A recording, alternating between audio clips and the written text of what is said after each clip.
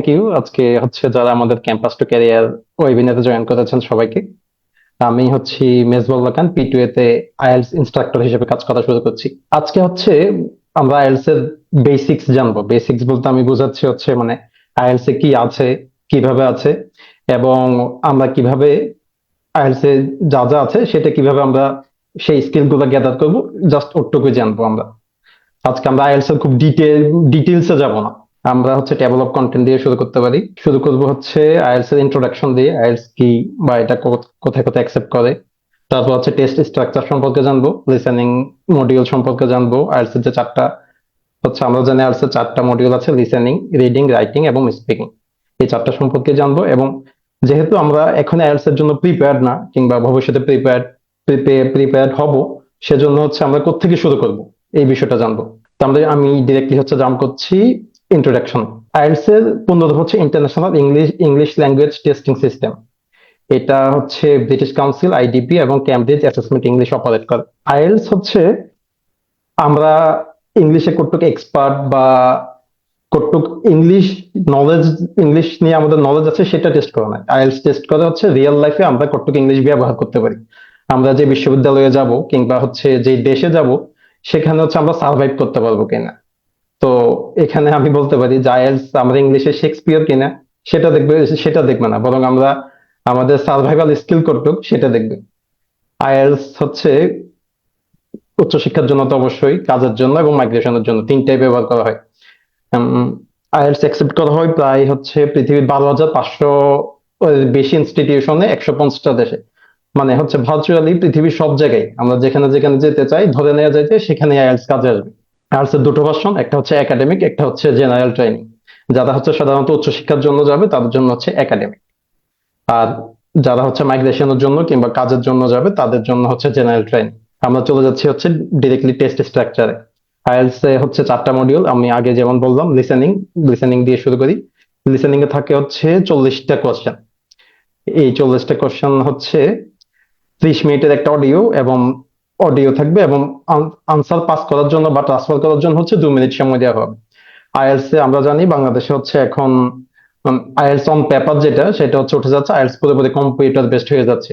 এই মাসেই হয়ে যাবে বা খুব রিসেন্টলি হয়ে যাচ্ছে। তো যখন এটা হচ্ছে যখন পেপার বেসড ছিল, তখন 30 মিনিটের অডিও শেষে আইএলটিএস এ হচ্ছে লিসেনিং এ আনসার ট্রান্সফার করার জন্য আরো 10 মিনিট বাড়তি সময় দিত। কিন্তু আইএলটিএস অন কম্পিউটার যেটা এখন থেকে যেটা চালু হবে, সেটাতে আর 10 মিনিট থাকবে না, সেটাতে সময় হবে 2 মিনিট। তার মানে হচ্ছে আমরা 30 মিনিটের একটা অডিও শুনবো, এবং শুনতে শুনতেই মূলত আমাদেরকে আনসার গুলো নোট করতে হবে, এবং এক্সট্রা জাস্ট 2টা মিনিট সময় পাবো আমরা হচ্ছে আনসার ট্রান্সফার করার জন্য।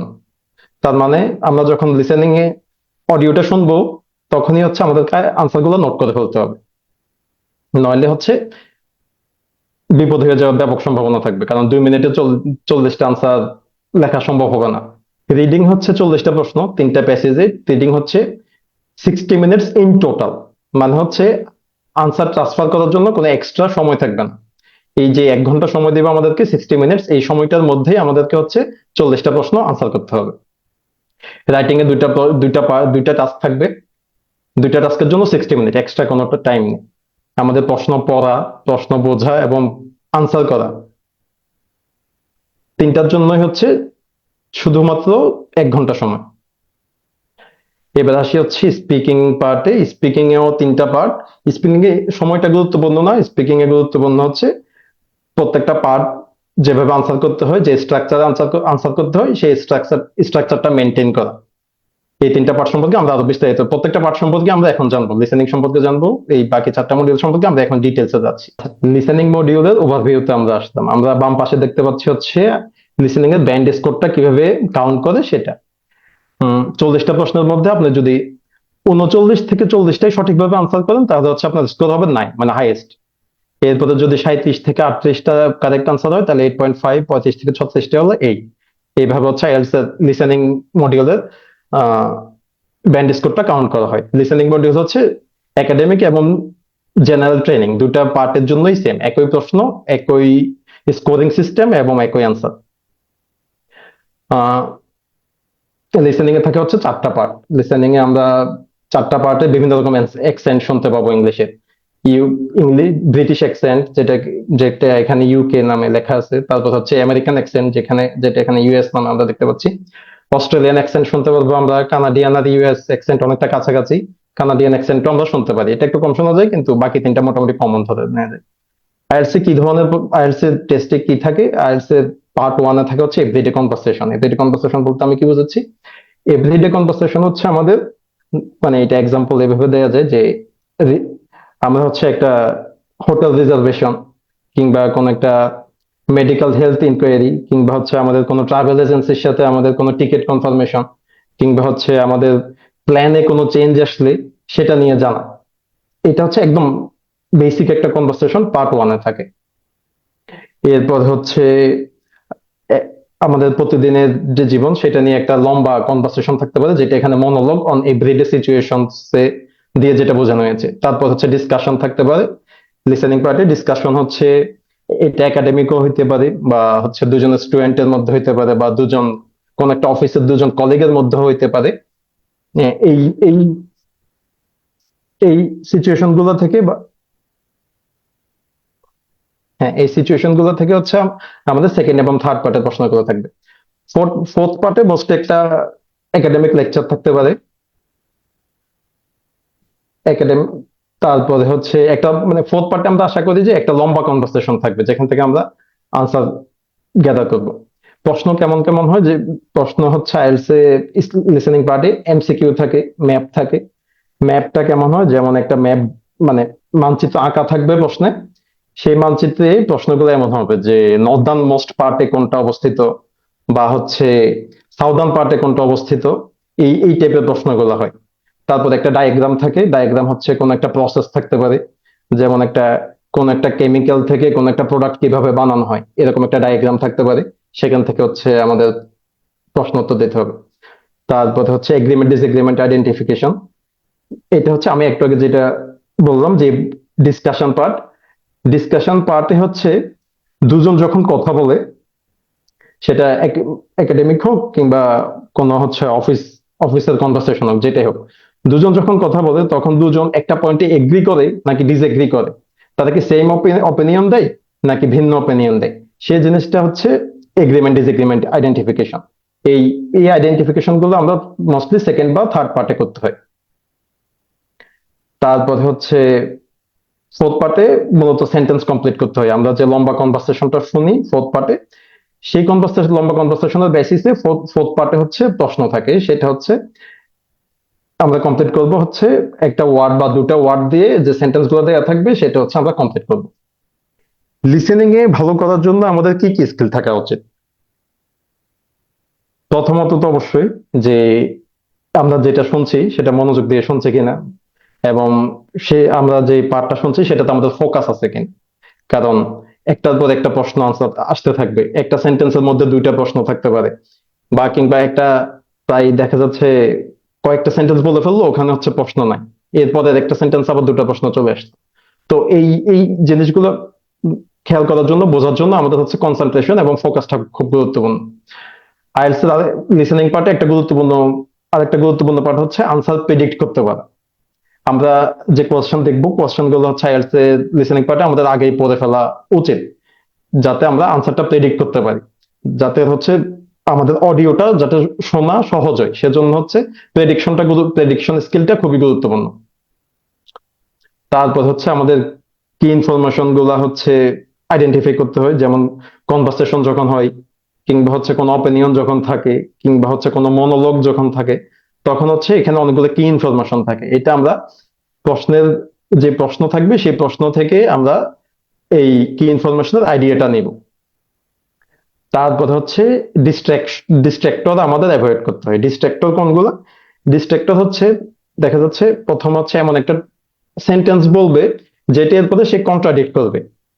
যেমন হচ্ছে বলা যায়, একটা সেন্টেন্স বলার পরে এরপরে অ্যাকচুয়ালি বলে বা হাউ এভার বলে, এই জাতীয় শব্দগুলো বলে সে একটা ডিফারেন্ট সেন্টেন্স বলবে, যেখানে হচ্ছে যেটার আগে বা পরে হচ্ছে অ্যাকচুয়াল আনসারটা থাকবে। এই ডিস্ট্রাক্টর গুলো লোকেট করাটা হচ্ছে খুবই জরুরি। তারপর হচ্ছে আমাদের অডিওতে হচ্ছে যে ওয়ার্ড গুলা থাকবে, আমাদের প্রশ্নে হুবহু একই ওয়ার্ড গুলা থাকবে, মোটো বিষয়টা এমন না। এজন্য এখানে আমি দেখাচ্ছি হচ্ছে লিসেনিং ফর সিনোনিমস। এই জন্য আমাদেরকে হচ্ছে মানে আমাদের ভোকাবুলারিটা লিসেনিং এর জন্য ভালো হতে হয়। কারণ হচ্ছে একই প্রশ্ন এবং হচ্ছে অডিওতে একই শব্দগুলো থাকবে না, কাছাকাছি একই মিনিং বহন করে কিন্তু কাছাকাছি এরকম একটা শব্দ থাকবে। তারপর অবশ্যই আমাদের ধীরে ধীরে লং কনভারসেশন ফলো করার হচ্ছে স্কিল গুলা থাকতে হবে, যাতে আমরা থার্ড বা ফোর্থ পার্টে যে লং কনভারসেশন গুলো থাকে সেগুলো বুঝতে পারি। এবং ফাইনালি ডিফারেন্ট অ্যাকসেন্ট, আমি একটু আগে যেমন বললাম অস্ট্রেলিয়ান অ্যাকসেন্ট বা কিংবা কানাডিয়ান অ্যাকসেন্ট কিংবা ব্রিটিশ অ্যাকসেন্ট, এই জিনিসগুলো আমরা বুঝতে পারতে হবে, কারণ এক একটা পার্টে এক একটা অ্যাকসেন্ট থাকার সম্ভাবনাই বেশি। কারণ এই ডিফারেন্ট অ্যাকসেন্ট কেন থাকে, কারণ হচ্ছে আইএলটিএস একটা গ্লোবাল টেস্ট। আইএলটিএস দিয়ে আমরা ইউকেও যেতে পারি, অস্ট্রেলিয়াও যেতে পারি, অন্য পৃথিবীর অন্য বিভিন্ন প্রান্তে যেতে পারি। তো এই কারণে ডিফারেন্ট অ্যাকসেন্টটা জানাটা খুবই জরুরি।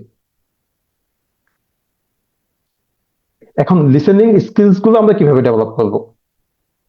আমরা শুরুতেই হচ্ছে আইএলটিএস এর ম্যাটেরিয়ালে জাম্প করা উচিত না, যেহেতু আমাদের এখনো হাতে সময় আছে। আমরা এখনো যেহেতু বিভিন্ন ক্যাম্পাসে বিভিন্ন ইয়ারে বা বিভিন্ন সেমিস্টারে আছি, আমরা শুরুতেই হচ্ছে রাইটার রং এ না গিয়ে আমরা হচ্ছে ছোট ছোট বিভিন্ন ইংলিশ শর্ট ভিডিও দিয়ে শুরু করতে পারি, যেগুলো হচ্ছে 1-2 মিনিটের, যেগুলো হচ্ছে খুব খুব ভারী কোনো মিনিং না, খুব সিম্পল টপিকে হচ্ছে কথা বলে, এমন কিছু স্লো এবং শর্ট অডিও দিয়ে আমরা শুরু করতে পারি, যাতে হচ্ছে আমরা ওয়ার্ড গুলো ক্লিয়ারলি বুঝতে পারি। এইভাবে হচ্ছে আমরা যখন ছোট ছোট অডিও গুলো শুনতে থাকবো, তখন হচ্ছে আমরা আস্তে আস্তে প্রেডিক্ট করতে পারবো যে একটা টপিকে কি ধরনের ওয়ার্ড বলে বা কি ধরনের আনসার আসতে পারে। সেই সেটা আমি এখানে দেখাচ্ছি হচ্ছে ট্রেনিং প্রেডিকশন দিয়ে, যে আমরা যখন ছোট ছোট ছোট অডিও শোনার অভ্যাস করবো, তখন আমরা আস্তে আস্তে গেস করতে পারবো। তখন হচ্ছে আমরা প্রেডিক্ট করতে পারবো যে কোন প্রশ্নের আনসার কোনটা হতে পারে।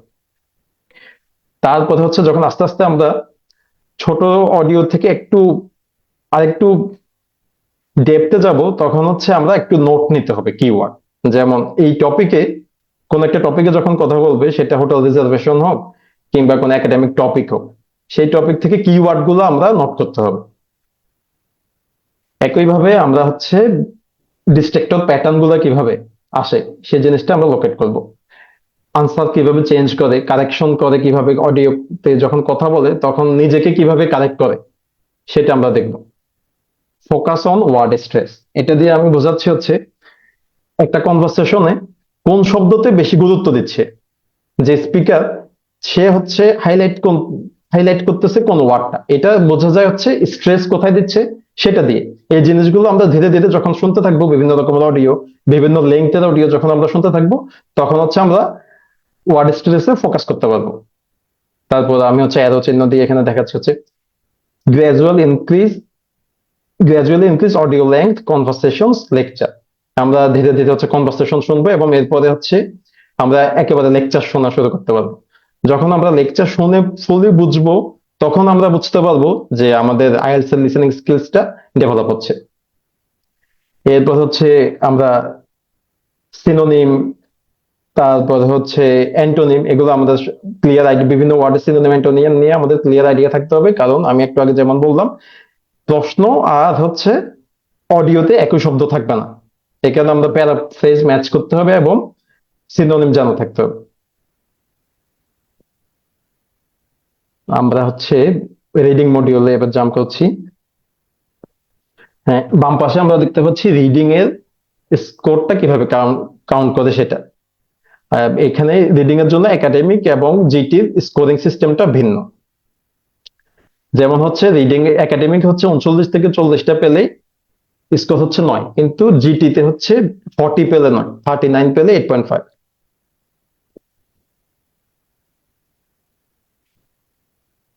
এভাবে পুরো স্কোরিং পুরো সিস্টেমটা আমরা দেখে নিব নিজেরাই। হ্যাঁ, আমরা হচ্ছে এবার যাচ্ছি রিডিং মডিউলের ওভারভিউতে। রিডিং এ 3টা প্যাসেজ থাকে। 3টা প্যাসেজ, আগে যখন আইএলটিএস অন পেপার ছিল তখন 3টা প্যাসেজ ছিল। প্রথম প্যাসেজটা কিছুটা ইজি থাকতো, সেকেন্ড প্যাসেজটা মিডিয়াম এবং থার্ড প্যাসেজটা হার্ড। কিন্তু ইদানিং শোনা যাচ্ছে যে এখন আইএলটিএস অন কম্পিউটারে ইজি, মিডিয়াম, হার্ড এভাবেই থাকবে, কিন্তু এটা সিকোয়েন্সিয়ালি হবে না, প্রথমটা ইজি হবে বা এরপর একটা মিডিয়াম হবে, এরকম সিকোয়েন্স হয়তো এখন আর নাও মেনটেন করতে পারে, যেহেতু এখন ডিরেক্টলি আইএলটিএস অন কম্পিউটার হয়ে যাচ্ছে।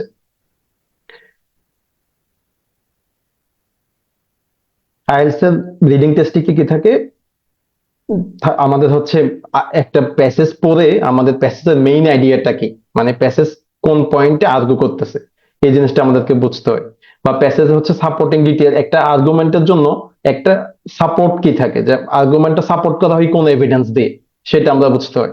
ভোকাবুলারিটা এখানে গুরুত্বপূর্ণ লিসেনিং এর মতো, একই কারণে যে প্রশ্ন এবং হচ্ছে প্যাসেজে একই ওয়ার্ড থাকবে না, এজন্য আমরা হচ্ছে সিনোনিম ক্লিয়ারলি জানতে হবে। এবং প্যারাফ্রেজ করতে হবে, মানে আমাদের দ্রুত আন্ডারস্ট্যান্ডিং এর জন্য প্যারাফ্রেজ করতে জানতে হবে। একটা প্যাসেজ যখন আমরা পড়বো, এটা ওয়ার্ড বাই ওয়ার্ড পড়ার সময় কিন্তু আইএলটিএস থাকে না, এই জন্য হচ্ছে প্যারাফ্রেজ করতে জানাটা খুবই খুবই গুরুত্বপূর্ণ। আর্গুমেন্ট ধরা, অপিনিয়ন অপিনিয়ন বুঝতে পারা এবং ইনফারেন্স ড্র করতে পারাটা খুব গুরুত্বপূর্ণ। একাডেমিকের প্যাসেজ গুলো সাধারণত লং টেক্সটই হয়, 900 থেকে 1000 ওয়ার্ড বা 700 থেকে 1000 ওয়ার্ড এরকমই হয়। বিভিন্ন টপিক থাকতে পারে, science, history, environment, psychology, research, business, বিভিন্ন ডাইনামিক টপিক থেকে আসতে পারে প্যাসেজ গুলো। আইএলটিএস এর যে জেনারেল পার্ট, সেটার জন্য কিছুটা প্র্যাকটিক্যাল টেক্সট থেকেই হচ্ছে কোশ্চেন আসে, এবং কিছুটা একাডেমিকের তুলনায় জেনারেলটা কিছুটা হচ্ছে ইজি বলা যায়। এখানে যেমন টেক্সট থাকতে পারে short ad, word place text, কিংবা লং প্যাসেজ থাকতে পারে। রিডিং এর প্রশ্ন কেমন হয়? রিডিং এর প্রশ্ন থাকে হচ্ছে এমসিকিউ, লিসেনিং এর মতোই, ট্রু ফলস নট গিভেন, বা এটা ইয়েস নো নট গিভেন আকারও আসে। ম্যাচিং হেডিং থাকে। ম্যাচিং হেডিং কি? ম্যাচিং হচ্ছে ছোট ছোট কিছু প্যারাগ্রাফ থাকে। এই ছোট ছোট প্যারাগ্রাফ গুলোর জন্য কিছু টাইটেল দেয়া, প্রত্যেকটার জন্য কয়েকটা টাইটেল দেয়া থাকে। কোন প্যারাগ্রাফের সাথে কোন টাইটেলটা সবচেয়ে বেশি যায়, এই জিনিসটাই হচ্ছে ম্যাচিং হেডিংস। এবং এটা ভাবা হয় যে এলসে রিডিং পার্টের, এটাকে অনেকে মনে করে সবচেয়ে কঠিন পার্ট। এবং এটাও কঠিন হবে না যদি আমরা হচ্ছে প্রত্যেকটা প্যাসেজ পড়ে বা প্রত্যেকটা প্যারাগ্রাফ পড়ে আমরা যদি ইনফারেন্স ড্র করতে পারি, আমরা যদি হচ্ছে আর্গুমেন্টটা বুঝতে পারি যে এই প্যাসেজ আমাকে কি বোঝাচ্ছে, বা এই প্যাসেজের আর্গুমেন্টটা কি, এটা যখন আমরা ক্লিয়ারলি বুঝবো রিডিং স্কিল ডেভেলপ করার মাধ্যমে, তখন হচ্ছে হেডিংটা অত খুব বেশি টাফ যেভাবে বলা হয় সেরকম থাকে না। এখানেও সামারি কমপ্লিশন থাকে, সেন্টেন্স কমপ্লিশন থাকে। সামারি কমপ্লিশন হচ্ছে এটা উইথ ক্লু হইতে পারে, উইদাউট ক্লু হইতে পারে। অনেক সময় হচ্ছে প্রশ্নে ক্লু দেয়া থাকে, অনেক সময় হচ্ছে ক্লু দেয়া থাকে না, দুভাবেই আসতে পারে। তারপরে একটা ডায়াগ্রাম, ফ্লো চার্ট কমপ্লিশন থাকে। প্যাসেজের ভিত্তিতে প্রশ্নে একটা ডায়াগ্রাম আঁকা থাকতে পারে, যেটা হচ্ছে প্যাসেজ পড়ে আমাদের বুঝতে হবে ডায়াগ্রামের কোন জায়গায় কি বসবে, বা ফ্লো চার্ট আমরা কিভাবে কমপ্লিট করব। এই টাইপের প্রশ্নগুলো আইএলটিএস রিডিং এর সাধারণত আমরা পাই। আমরা সরাসরি রিডিং স্কিলসে যাচ্ছি। রিডিং এ সবচেয়ে গুরুত্বপূর্ণ হচ্ছে স্কিমিং। স্কিমিং বলতে কি বোঝাচ্ছে এখানে? Skimming for main ideas. Skimming for main ideas মানে হচ্ছে একটা প্যাসেজের আমরা হচ্ছে পড়ে আমরা বুঝতে পারতেছি কিনা, প্রথম লাইনটা পড়তেছি এবং শেষ, এটা হচ্ছে একদম স্কিলের চূড়ান্ত ধাপ, যে আমরা প্রথম লাইনটা পড়তেছি এবং শেষ লাইনটা পড়তেছি। এই এই সিম্পল দুটা লাইন পড়ে আমরা একটা প্যারাগ্রাফ বুঝতে পারি কিনা, এটা হচ্ছে স্কিমিং, যে ওভারঅল একটা আইডিয়া যে এই প্যাসেজের আর্গুমেন্টেড। এরপরে স্ক্যানিং ফর স্পেসিফিক ইনফরমেশন, মানে কোন স্পেসিফিক ইনফরমেশন বলতে বোঝাচ্ছে এখানে হচ্ছে কোন সালে বা কোন টাইম পিরিয়ডে বা কোন ব্যক্তি কি আর্গুমেন্ট করে সেটা। একটা প্যারাগ্রাফ থেকে স্পেসিফিক যে ইনফরমেশন সেটা সেটা বের করে নিয়ে আসাটাই হচ্ছে স্ক্যানিং। লিসেনিং এর মতোই রিডিং এ কিওয়ার্ডস এবং প্যারাফ্রেজ করতে পারাটা খুবই গুরুত্বপূর্ণ। একইভাবে এক্ষেত্রেও লিসেনিং এর মতোই ভোকাবুলারি বুঝতে পারাটা খুবই গুরুত্বপূর্ণ, কারণ লিসেনিং এর মতোই আমাদের হচ্ছে আইএলটিএস এর রিডিং পার্টে একই ওয়ার্ড গুলো থাকবে না প্রশ্নে, প্যারাফ্রেজ করে দিবে, ডিফারেন্ট ওয়ার্ড ইউজ করবে। এই কারণে সিনোনিম কিংবা অ্যান্টোনিম এই জিনিসটা, এই গুলো জানা আমাদের খুবই গুরুত্বপূর্ণ। একইভাবে ডিস্ট্রাক্টর থাকে অনেকগুলো, যে কন্ট্রাডিকশন, যে আর্গুমেন্টের মধ্যে যে কন্ট্রাডিকশন থাকে সেগুলোকে হচ্ছে আমরা বলতেছি ডিস্ট্রাক্টর। এই ডিস্ট্রাক্টর গুলো আমরা হচ্ছে যখন রিডিং স্কিল ডেভেলপ করবো তখন আমরা বুঝতে পারবো। আইএলটিএস এর রিডিং এর সবচেয়ে গুরুত্বপূর্ণ হচ্ছে টাইম ম্যানেজমেন্ট, যে তিনটা প্যাসেজের জন্য 20 মিনিট করে থাকে। এখন প্রত্যেক প্যাসেজের জন্য কি আমরা 20 মিনিট করে নেব কিনা, এই টাইম ম্যানেজমেন্টটা খুব গুরুত্বপূর্ণ। যেমন আগে যেমন ছিল যে প্রথমটা একটু ইজি ছিল, এরপর একটা মিডিয়াম ছিল, এরপর একটা হার্ড ছিল। তখন বলা হতো যে প্রথমটার জন্য 15 মিনিট, পরেরটার জন্য 17 বা 18 মিনিট, এবং থার্ড প্যাসেজটার জন্য হচ্ছে 25 বা 27 মিনিট রাখা প্রয়োজন। এখন যেহেতু সিকেন্সিয়ালি আসবে না, এখন সিকোয়েন্সিয়াল আসবে না, কিন্তু একই টাইম ম্যানেজমেন্টটা আমাদেরকে করতে হবে, কারণ এখনো হচ্ছে একটু কম্পারেটিভলি ইজি, কম্পারেটিভলি মিডিয়াম এবং হার্ড প্যাসেজ থাকবে। আমরা এখন দেখবো হচ্ছে রিডিং স্কিলটা আমরা কিভাবে ডেভেলপ করবো। আমরা আগের মতোই আমরা ডিরেক্টলি আইএলটিএস ম্যাটেরিয়ালে যাব না, আমরা একটা রিডিং হ্যাবিট গড়ার চেষ্টা করব। আমরা প্রতিদিন হচ্ছে একটা নিউজ পেপার বা কোন একটা ইংলিশ সাইট পড়তে পারি, যেমন the daily star, the business standard, বা ফরেন কোনো জার্নাল, নিউজ পেপার পড়লে আমরা the guardian, new York Times এগুলো পড়তে পারি। এগুলো পড়ার, যেটাই পড়ি আমরা হচ্ছে আমরা পড়ার সময় মাথার মধ্যে যে ট্রান্সলেশন করি, এই অভ্যাসটা আমরা বাদ দিব শুরুতে। আমরা ট্রান্সলেট না করে আমরা কি বোঝাচ্ছে ডিরেক্টলি সেটা বোঝার চেষ্টা করব। এরপরে হচ্ছে আমরা একটা প্যারাগ্রাফ স্ট্রাকচারটা বোঝার চেষ্টা করবো, যে এই প্যারাগ্রাফটা ডেভেলপ করছে কিভাবে রাইটার, যে কোন আর্গুমেন্ট থেকে কোন আর্গুমেন্টে যাচ্ছে এবং যাওয়ার লজিকটা কি, এবং একটা আর্গুমেন্ট থেকে যে আরেকটা আর্গুমেন্টে যায় সেখানে তার ট্রানজিশন করার জন্য তার ওয়ার্ড গুলা কি কি ব্যবহার করে, এই জিনিসগুলো বুঝতে পারলে আমরা প্যারাগ্রাফ স্ট্রাকচার গুলো ভালোভাবে বুঝতে পারবো। স্কিমিং প্র্যাকটিস করাটা একটু আগে আমি যেমন বললাম, যে আমরা একটা প্যাসেজের প্রথম দিকে পড়বো এবং শেষ দিকে পড়বো, এবং এটা এই দুটো জিনিস পরে আমরা আর্গুমেন্ট বোঝার চেষ্টা করবো, এটাই হচ্ছে স্কিম। আমরা হচ্ছে প্যাসেজ থেকে নাম, নাম্বার, ডেট এগুলা ধীরে ধীরে বের করা শিখবো, সেটাই হচ্ছে স্ক্যানিং। প্যারাফ্রেজিং করতে হবে আমাদের হচ্ছে সেন্টেন্স লেভেল রিরাইটিং দিয়ে, মানে আমরা যদি রিডিং স্কিল ডেভেলপ করতে চাই সেক্ষেত্রে আমাদের রাইটিংটা গুরুত্বপূর্ণ। আমরা একটা প্যাসেজ পড়ার পরে সেই প্যাসেজটা নিজেদের মতো করে লেখার চেষ্টা করবো, সেটাই আমরা বুঝাচ্ছি হচ্ছে paraphrasing using sentence level rewriting দিয়ে। এই জিনিসটা করতে বললে আমাদের একই সাথে যেমন রাইটিং ডেভেলপ হবে, আমাদের রিডিং স্কিলটাও ডেভেলপ হবে। তারপর একই জিনিস এখানে আছে, draw inference using simple opinion based text first. আমরা ইনফারেন্স ড্র করা মানে হচ্ছে সিম্পলি আর্গুমেন্ট বুঝতে পারা, একটা প্যাসেজে কি বোঝাচ্ছে, একটা প্যারাগ্রাফে কি বোঝাচ্ছে সেটা বুঝতে পারা। তারপরে লাস্টলি আমরা দেখতে পাচ্ছি ইন্ট্রোডিউস টাইমড রিডিং গ্রাজুয়াল, মানে আমরা প্রথম দিন থেকেই একটা প্যাসেজ 20 মিনিটে বা 15 মিনিটে পড়ার চেষ্টা করবো না। আমরা একটা প্যাসেজ প্রথম দিন পড়তে 1 ঘন্টা লাগবে, বা একটা যখন পেপারের আমরা যখন আর্টিকেল পড়বো, সে ডেইলি স্টারের একটা আর্টিকেল যখন পড়বো বা একটা সিম্পলি একটা নিউজ যখন পড়বো, এটা পড়তে আমাদের 20 মিনিট লাগতেছে নাকি 1 ঘন্টা লাগতেছে, এই জিনিসটা আমরা প্রথম দিকে কাউন্ট করবো না, কারণ প্রথম দিকে হচ্ছে রিডিং ডেভেলপ করার জন্য বোঝাটা গুরুত্বপূর্ণ, সময়টা গুরুত্বপূর্ণ। আমরা যখন সরাসরি টেস্টে বসবো তখন হচ্ছে টাইম রিডিংটা গুরুত্বপূর্ণ, সেদিকে আমরা পরে যাব।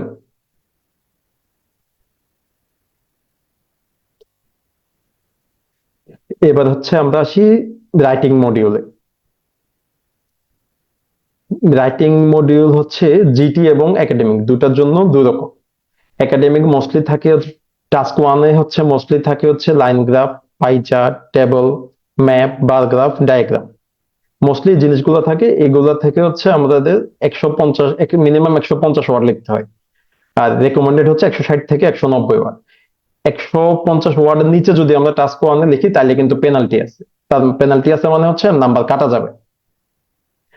তাই টাস্ক ওয়ানের জন্য রেকমেন্ড করা হয় হচ্ছে 20 মিনিট, কারণ হচ্ছে টাস্ক ওয়ানের চেয়ে task two double mark carry করে। এই কারণে হচ্ছে টাস্ক ওয়ানে আমাদেরকে কম সময় দিতে হয়, টাস্ক টু তে আমাদেরকে বেশি সময় দিতে হয়। জেনারেল ট্রেনিং এর জন্য টাস্ক ওয়ানের লেংথ কিংবা রেকমেন্ডেড টাইমটা সেম, কিন্তু কোশ্চেন টাইপটা হচ্ছে ভিন্ন। টাস্ক ওয়ানের জেনারেল ট্রেনিং এ সাধারণত বিভিন্ন রকম লেটার আসে। ফর্মাল ফর্মাল লেটার হইতে পারে, সেমি ফর্মাল, ইনফর্মাল হইতে পারে, বা রিকোয়েস্ট, অ্যাপোলজি, ইনভিটেশন, যে কোনো রকম একটা লেটার হইতে পারে। এই লেটারটা আনসার করতে হচ্ছে লেটারের টোনটা, প্রশ্নের দেখে আমাদেরকে কোশ্চেন প্রম্পটটা দেখে আমাদের হচ্ছে লেটারের টোনটা ধরতে হয়, যে এটা আমি কি ফর্মালে লিখবো নাকি সেমি ফর্মালে লিখবো। এই টোনটা ধরতে পারাটা খুবই গুরুত্বপূর্ণ জেনারেল ট্রেনিং এর জন্য। আমরা চাই হচ্ছে টাস্ক টু ওভারভিউতে, এটা হচ্ছে রাইটিং এর সবচেয়ে গুরুত্বপূর্ণ পার্ট, কারণ এটা হচ্ছে আমি একটু আগে যেমন বললাম এটা ডাবল মার্ক ক্যারি করে। টাস্ক টু তে হচ্ছে আমাদেরকে একটা একটা এসে লিখতে হয় মিনিমাম 250 ওয়ার্ডে, রেকমেন্ডেড হচ্ছে 270 থেকে 290 ওয়ার্ড। টাস্ক টু তে টপিকটা কেমন থাকে, এটা একটা সোশ্যাল ইস্যু হতে পারে, বা এডুকেশন এন্ড লার্নিং থেকে একটা টপিক আমাদেরকে লিখতে হইতে পারে, এনভায়রনমেন্ট এবং এনার্জি সম্পর্কিত কোনো কিছু থেকে আমাদের লিখতে হইতে পারে, তেমনি টেকনোলজি এন্ড সায়েন্স। এই টপিক গুলো এখানে যে টপিক গুলো দেওয়া আছে এই টপিক গুলো যে কোনো একটা বা এর বাইরেও কোনো টপিক আসতে পারে যেখান থেকে আমাদের একটা এসে লিখতে হবে। এসেটা কেমন, কিভাবে লিখতে হবে? অপিনিয়ন বা ডিসকাশন। অপিনিয়ন মানে হচ্ছে আমি কোনটা বেটার মনে করি। আমাকে হচ্ছে দুই সাইডটাই লিখতে হবে, কিন্তু নিজের একটা মতামত থাকতে হবে যে আমি এটা ভালো মনে করি বা এটা খারাপ মনে করি, এমন একটা কনক্লুডিং রিমার্কস থাকতে হয় টাস্ক টু তে। বা কিছু কিছু প্রম্পট থাকে এরকম যে ডিসকাস বোথ ভিউজ। তখন হচ্ছে আমরা শুধু দুইটা, যে প্রম্পটের যে দুইটা পার্ট দেয়া থাকবে সে দুইটা ডিসকাস করবো। প্রবলেম সলিউশন থাকতে পারে, একটা প্রবলেম দেয়া থাকতে পারে, সেটার জন্য আমি কোন কোন সলিউশন আমি প্রপার মনে করি, বা আমি মনে করি কোন কোন স্টেপস সবার আগে নেওয়া উচিত, এরকম একটা প্রম্পট থাকতে পারে। অ্যাডভান্টেজ ডিসঅ্যাডভান্টেজ বা মিক্সড এসে এইভাবে, এই যেখানে যে টাইপ গুলো দেওয়া আছে এগুলোর মধ্যে মিক্সড হইতে পারে। এজন্য টাস্ক টুটা হচ্ছে একটু ডিফিকাল্ট এবং এইখানে একটু বেশি সময় দিতে হয়। একাডেমিক এবং জিটি দুটাতে হচ্ছে সেম স্ট্রাকচার টাস্ক টু তে। পার্থক্য হচ্ছে মূলত এভিডেন্স এন্ড স্টাইল। আমরা একাডেমিকটা কোন স্টাইলে লিখবো এবং জিটিটা কোন স্টাইলে লিখবো, এই জায়গায় একটু পার্থক্য। এখানে কিছু এক্সাম্পল দেয়া আছে, এটা আমি হচ্ছে রিপিট করব না। লেভেল 9 হচ্ছে একটা সেন্টেন্স, লেভেল 8, 7, 6, 5 প্রত্যেক লেভেলের একটা করে এক্সাম্পল দেয়া আছে। এগুলো হচ্ছে আমরা যখন স্লাইডটা আমাদের টিম শেয়ার করে দিব তখন হচ্ছে আমরা দেখে নিব। আচ্ছা, রাইটিং রাইটিং এ কোন স্কিল গুলো আমরা ডেভেলপ করব? সবার আগে আমরা বুঝতে হবে রাইটিং এ যে কোশ্চেন প্রম্পট থেকে আমাদের কাছে কি রকম আনসার চাচ্ছে। আমাদের কাছে কি ডিসকাশন চাচ্ছে, নাকি হচ্ছে অ্যাডভান্টেজ ডিসঅ্যাডভান্টেজ লিখতে বলতেছে, নাকি হচ্ছে অপিনিয়ন লিখতে বলতেছে। সেই জিনিসটা আমরা বুঝতে পারবো। সেই জিনিসটা বুঝতে পারা task one, task two answer করার জন্য সবচেয়ে গুরুত্বপূর্ণ। আচ্ছা সরি, এখানে হচ্ছে টাস্ক ওয়ান স্কিল নিয়ে আমি কথা বলবো। টাস্ক ওয়ানে আমরা দেখবো হচ্ছে যে টেবল বা পাই চার্ট যেটা দেয়া থাকে সেটাতে হচ্ছে কি ফিচার কোনগুলা, ট্রেন্ড কোনগুলা।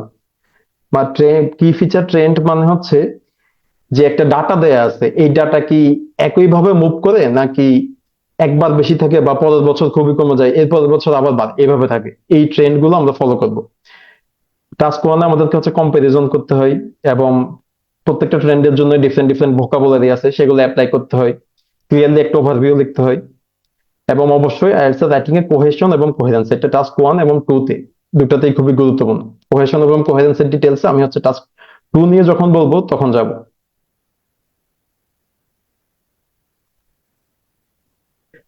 আইএলটিএস এর টাস্ক ওয়ান আমরা কিভাবে ডেভেলপ করব, এটা হচ্ছে প্রথমে হচ্ছে আমরা সেন্টেন্স প্যাটার্ন সম্পর্কে জানবো। আমরা প্রথমে একটা ফুল রিপোর্ট লিখে ফেলবো না। আমরা আইএলটিএস এর বিভিন্ন প্রম্পট ধরে বা কোনো একটা পেপার থেকে কোনো একটা রিপোর্ট নিয়ে, কোনো একটা ডাটা নিয়ে, এইখান থেকে আমরা জাস্ট একটা প্যারাগ্রাফ লিখবো যেখানে হচ্ছে সেন্টেন্স প্যাটার্নটা গুরুত্বপূর্ণ থাকবে। এবং প্রত্যেকটা ডাটার জন্য যে স্পেসিফিক ভোকাবুলারি আছে সেগুলো আমরা শিখবো। তারপর হচ্ছে দুটা ডাটা সেটের মধ্যে কম্পেয়ার করতে হয়, সেই কম্পারিজনটা আমরা শিখবো। আমরা হচ্ছে বিভিন্ন ডাটা সেট যখন আমরা লিখবো, এটা হচ্ছে একটার সাথে একটা আমরা কিভাবে কানেক্ট করবো, এই কানেক্ট করার জন্য লিঙ্কিং ওয়ার্ড এবং কোহেশনটা খুবই জরুরি। সেটা আমরা হচ্ছে আইএলটিএস এর রাইট টাস্ক ওয়ানের জন্য শিখতে হবে। এবং টাস্ক ওয়ানের ইভেন্চুয়ালি আমরা ডেসক্রিপশন থেকে কম্পারিজন এবং কম্পারিজন থেকে ফুল একটা ওভারভিউ, এই স্ট্রাকচারে যখন যাব তখন হচ্ছে আমাদের টাস্ক ওয়ানে একটা ভালো মার্ক পাওয়ার সম্ভাবনা বাড়ে। আমি যাই হচ্ছে টাস্ক টু তে। টাস্ক টু তে হচ্ছে একটা প্রম্পট দেয়া থাকে। প্রম্পটও দুই তিন সেন্টেন্সের হয়ে থাকে, এবং এই প্রম্পটটা হচ্ছে অ্যানালাইজ করা এবং ডিকম্পোজ করতে পারাটা খুবই গুরুত্বপূর্ণ।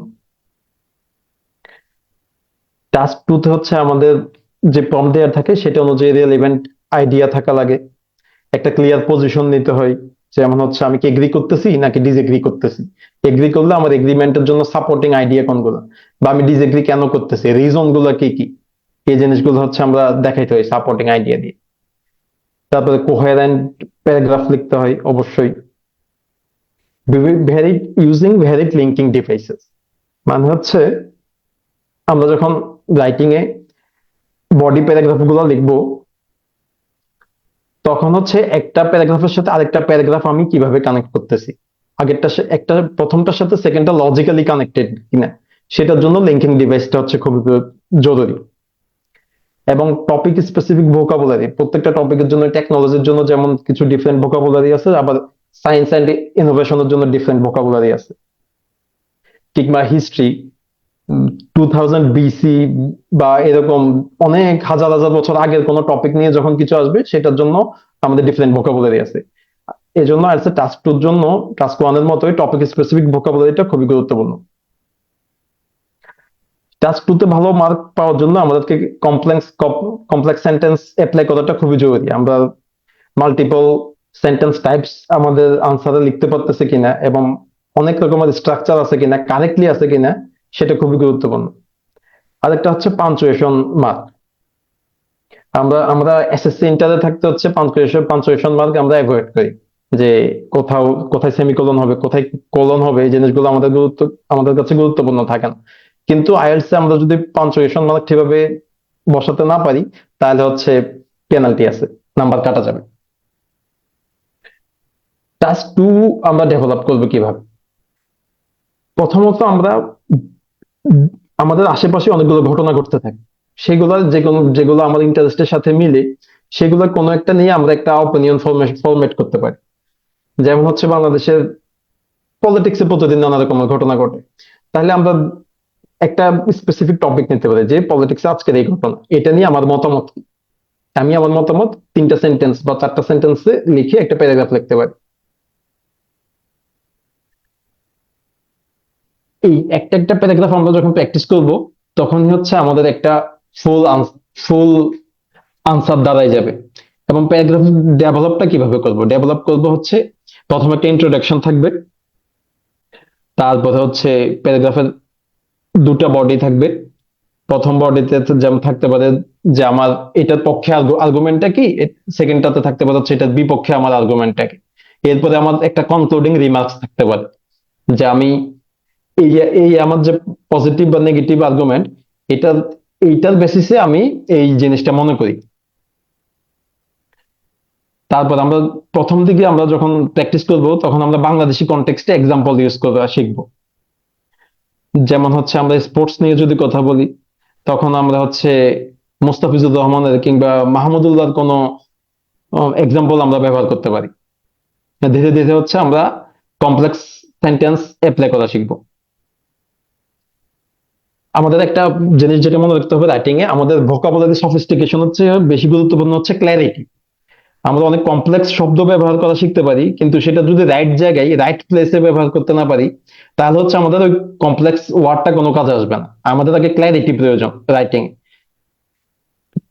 সেটা হচ্ছে একটা ইজি ওয়ার্ড দিয়ে আমি যদি একটা জিনিস সঠিকভাবে বোঝাতে পারি, সেটা হচ্ছে একটা কঠিন ওয়ার্ড দিয়ে না বোঝাতে পারার চেয়ে বেটার। এটাই হচ্ছে ক্ল্যারিটি। আমরা হচ্ছে এবার যাই হচ্ছে স্পিকিং মডিউলে। স্পিকিং এ 11 থেকে 14 মিনিট এখানে দেয়া আছে, কিন্তু স্পিকিং এর টাইমটা চেয়ে গুরুত্বপূর্ণ হচ্ছে স্পিকিং এর 3টা পার্ট স্ট্রাকচারালি অ্যাড্রেস করা।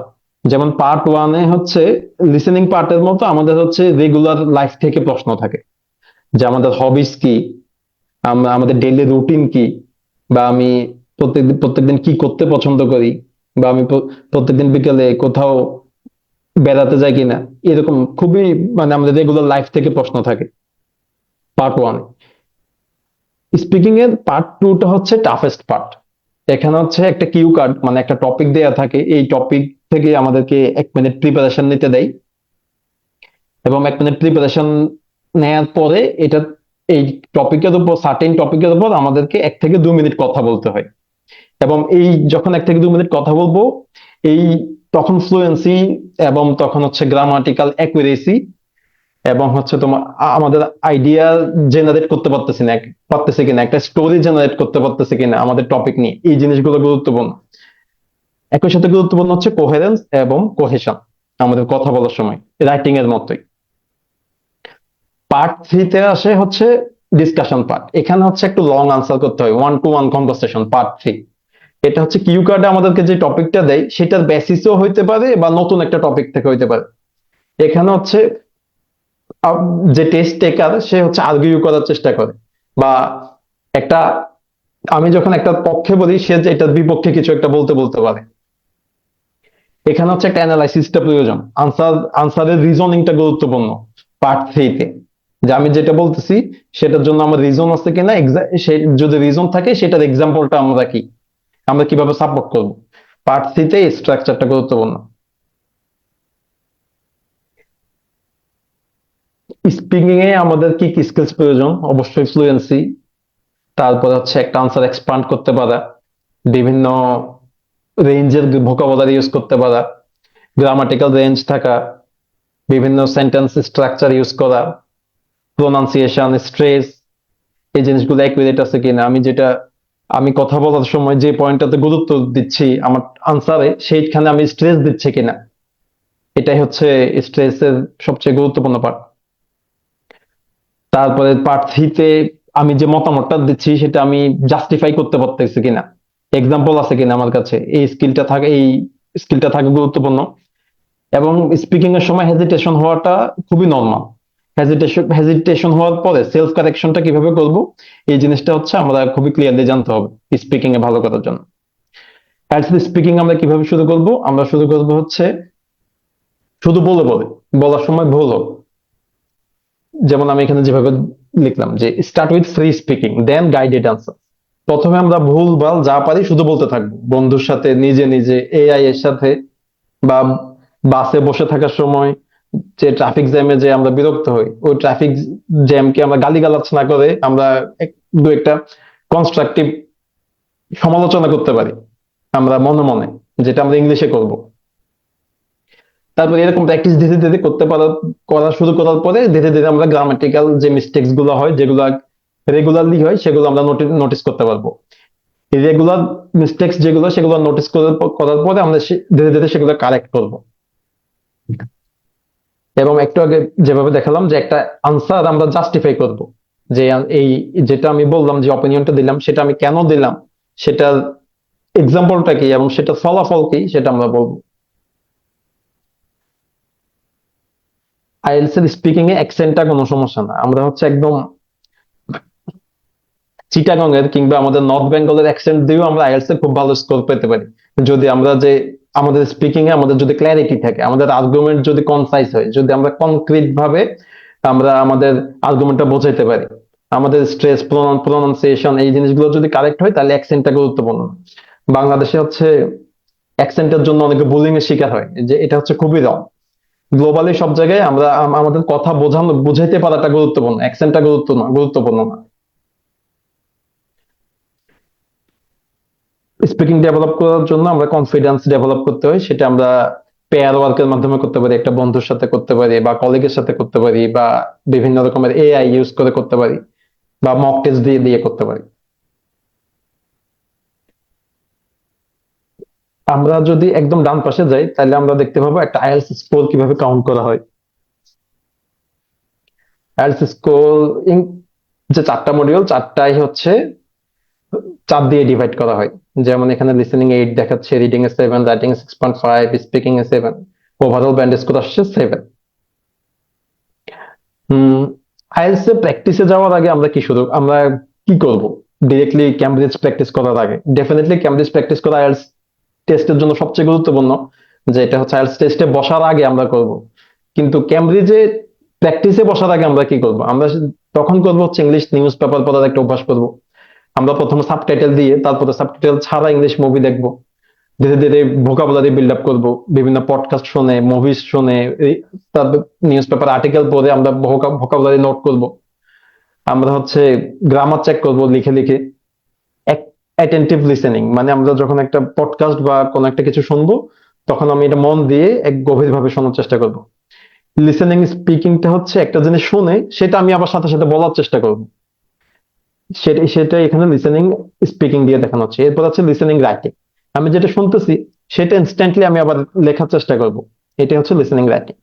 Try to think in English, একটু আগে আমি যেটা বললাম, যে আমরা জ্যামে যখন বসে থাকি, তখন আমরা কিছু একটা যখন চিন্তা করি, সেটা ইংলিশে চিন্তা করতে পারি।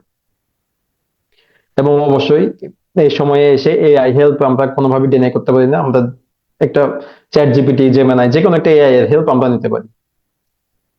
লিসেনিং আমরা কিভাবে প্র্যাকটিস শুরু করবো? পডকাস্ট শুনে, টেড টক শুনে। টেড টক হচ্ছে সবচেয়ে জনপ্রিয় এবং খুবই কাজের। আমরা যেমন শুধু লিসেনিং এ ডেভেলপ হবে না, আমরা দুনিয়ার বিভিন্ন টপিকে আমরা নলেজ গ্যাদার করতে পারবো। টিকটক শুনে আমরা অনেক রকম এক্সপিরিয়েন্স গ্যাদার করতে পারবো। রিডিং এ হচ্ছে daily star, the guardian, national geographic, এই জিনিসগুলো আমরা শুনতে পারি। স্পিকিং এ হচ্ছে সব স্পিকিং কনফিডেন্স ডেভেলপ করার জন্য সবচেয়ে ভালো হচ্ছে ওয়ান টু ওয়ান প্র্যাকটিস করা। কোন একটা মেন্টরের সাথে হোক বা বন্ধুর সাথে হোক বা অন্য কারোর সাথে হোক, speaking one to one practice করলে সেক্ষেত্রে হচ্ছে স্পিকিং ভালো হওয়ার সম্ভাবনা সবচেয়ে বাড়ে। সেটা যদি সম্ভব না হয় আমরা এআই এর হেল্প নিতে পারি। রাইটিং এ আমরা নিজে লিখে একটা মেন্টর হেল্প নিতে পারি, যে কোন একটা বড় ভাইকে বলতে পারি যে ভাই দেখেন আমার লেখাটা ঠিকঠাক হয়েছে কিনা, একটু কারেক্ট করে দেন, বা এই এই প্যারাগ্রাফটাতে আমি কত পাইতে পারি, 7 পাবো না 6.5 পাবো না 8 পাবো, বা যত পাইতে পারি তার চেয়ে বেটার করার জন্য কি করতে পারি, এই সাজেশন গুলো দেন। এই মেন্টর হেল্পটা নিতে পারি, বা এআই কে দিলে এআইও কারেক্ট করে দিবে, একটা পসিবল স্কোর বলবে। ভোকাবুলারি এন্ড গ্রামারের জন্য বাংলাদেশে অনেক ভালো ভালো বই আছে, আমি স্পেসিফিক কোনো একটা সাজেস্ট করবো না। আমরা যদি ভোকাবুলারি গ্রামারের জন্য একান্তই যদি বই লাগে, আমরা ওই বইগুলো থেকে যে কোনো একটা নিতে পারি। এখন আমাদের টিম এই ফুল ক্যাম্পাস টু ক্যারিয়ার ওয়েবিনারটা যখন শেষ হবে তখন আপনাদেরকে একটা গিফট পাঠিয়ে দিবে, যেটা সিম্পল কিন্তু আমার মনে হয় আইএলটিএস এর জন্য খুবই কাজের। Thank you. সজীব নামে একজন জিজ্ঞেস করতেছেন, ভাই ভোকাবুলারি কিভাবে স্মার্ট ওয়েতে শিখবো, মুখস্থ করলে ওইটা কাজের সময় মাথায় আসে না। খুবই একুরেট ভাই, ভোকাবুলারি মুখস্থ করে কোনো লাভ হয় না। আমরা ভোকাবুলারি শিখবো হচ্ছে কনটেক্সট ওয়াইজ, যে একটা ওয়ার্ড ব্যবহার হচ্ছে এটা কোন কনটেক্সটে ব্যবহার হচ্ছে। আমরা এই এই ভোকাবুলারি ডেভেলপ করার জন্য এই কারণে ডিফারেন্ট আর্টিকেল পড়াটা খুবই গুরুত্বপূর্ণ, রিডিং হ্যাবিট গড়ে তোলাটা। বিভিন্ন টপিকে যখন আমরা বিভিন্ন রকম লেখা বলবো তখন হচ্ছে আমরা বুঝতে পারবো যে এই টপিকে এই ওয়ার্ডটা ব্যবহার হয়। তখন আমরা হচ্ছে ওয়ার্ডটা মনে না থাকলেও আমরা মনে করতে পারবো যে এটার মিনিং এটা। মোসাদ্দেক ভাই লিখছেন হচ্ছে টাইপিং কোম্পানি কিভাবে প্রেপ নিব। এই টাইপিংটা হচ্ছে আইএলটিএস এর জন্য হচ্ছে একদম সবচেয়ে ছোট কনসার্ন। এটা আমার মনে হয় এটা কোনো কনসার্নই না, কারণ আমরা হচ্ছে ফোনে রেগুলারলি হোয়াটসঅ্যাপ ব্যবহার করি বা ফেসবুকে স্ট্যাটাস দিই। ফোনে কোনো না কোনো ভাবে আমরা কিবোর্ড ইউজ করি, ল্যাপটপে একই কিবোর্ড। তো আমাদের মাথায় যখন আইডিয়া থাকবে, সেটা আমরা যখন লিখবো তখন হচ্ছে টাইপিং স্পিডটা গুরুত্বপূর্ণ না, আমাদের মাথায় আইডিয়া আছে কিনা এটা হচ্ছে গুরুত্বপূর্ণ। আমরা আইডিয়া থাকলে আমরা দ্রুত লিখে ফেলতে পারবো। আরমিন আক্তার আপু জিজ্ঞেস করছেন হচ্ছে কোন কোন ক্ষেত্রে আইএলটিএস এর মার্ক কাজে লাগবে। আইএলটিএস এর মার্ক আমার মনে হয় দেশে বিদেশে সব জায়গায় কাজে লাগবে। দেশে হচ্ছে দেশে হচ্ছে আপনি যখন কোনো প্রাইভেট প্রতিষ্ঠানে যখন অ্যাপ্লাই, গভর্নমেন্ট প্রতিষ্ঠানের ক্ষেত্রে খুব একটা কাজে লাগবে না, কোনো প্রাইভেট প্রতিষ্ঠানে যখন আপনি অ্যাপ্লাই করবেন তখন আপনার যদি একটা ভালো আইএলটিএস স্কোর থাকে, তাহলে এটা আপনি ডেমনস্ট্রেট করতে পারবেন হচ্ছে আপনার আইএলটিএস এর মার্ক দিয়ে। সাদিক ভাই জিজ্ঞেস করছেন কম্পিউটার বেসড এক্সাম কি ডিফারেন্স থাকবে প্রেজেন্ট মেথড থেকে। প্রশ্ন স্ট্রাকচার সবকিছু একই থাকবে, জিনিসটা জাস্ট আমি পেপারে দিচ্ছি না কম্পিউটারে দিচ্ছি, পার্থক্য এটা, অন্যান্য জায়গায় কোনো পার্থক্য নেই।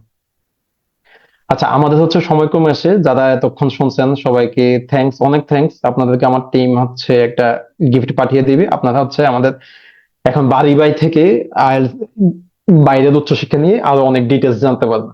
আর বাড়ি ভাই হচ্ছে আরো অনেক অভিজ্ঞ মানুষ, তিনি হচ্ছে বিস্তারিত জানাবেন। Thank you.